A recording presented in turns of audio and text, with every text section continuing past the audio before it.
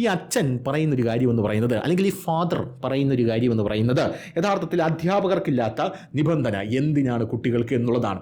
അധ്യാപകർക്കില്ലാത്ത നിബന്ധന കുട്ടികൾക്ക് വേണ്ടെങ്കിൽ എനിക്ക് ഫാദറിനോട് ഒരു കാര്യമേ പറയാനുള്ളൂ. ഇനി മുതൽ അധ്യാപകർ പരീക്ഷ എഴുതട്ടെ കുട്ടികൾക്ക് പകരമായിട്ടും. എന്തിനാ പരീക്ഷ? അധ്യാപകർ പരീക്ഷ എഴുതുന്നില്ലല്ലോ, ആ നിബന്ധനയും കൂടെ നമുക്കങ്ങ് ഒഴിവാക്കി കളയാം. എന്നിട്ട് കുട്ടികൾ ഇനി മുതൽ പരീക്ഷ എഴുതട്ടെ, അങ്ങനെ ഒരു സെറ്റപ്പ് നമുക്ക് കൊണ്ടുവരാം.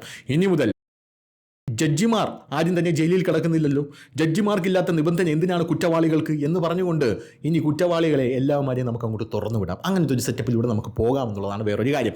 തലയിൽ പോലീസ് തൊപ്പി വയ്ക്കുന്നുണ്ടല്ലോ, അധികാരത്തിൻ്റെ ചിഹ്നം. എന്തായിരുന്നാലും അതേ തൊപ്പിയെടുത്ത് നമുക്ക് സാധാരണ എല്ലാ ജനങ്ങളുടെയും 140 കോടി ജനങ്ങളുണ്ട് നമ്മുടെ നാട്ടിലെന്ന് പറയുന്നത്, അവരുടെ എല്ലാവരുടെ തലയിലും വെച്ച് കൊടുത്താൽ ഈക്വാലിറ്റി വരട്ടെന്ന്, അങ്ങനെ ഒരു സെറ്റപ്പിലോട്ട് കാര്യങ്ങൾ പോട്ടെന്ന്. പിന്നെ പള്ളിയിൽ നമ്മുടെ പ്രാർത്ഥിക്കാൻ വരുന്ന ആൾക്കാരുണ്ടല്ലോ, അപ്പോൾ അച്ഛനൊരു വേഷമുണ്ടല്ലോ, തിരുവസ്ത്രം എന്നറിയപ്പെടുന്ന ഒരു വേഷം, ആ വേഷം ഇട്ടുകൊണ്ട് എല്ലാവരോടും വരാൻ പറ. കാരണം അച്ഛന് കിട്ടിയിരിക്കുന്ന ആ ഒരു സെറ്റപ്പ് ഉണ്ടല്ലോ, ആ ഒരു പ്രിവിലേജ് അത് അവരും കൂടെ അനുഭവിക്കട്ടെന്ന്. എന്തിനാണ് നമ്മൾ അവരെ മാറ്റി നിർത്തുന്നത്?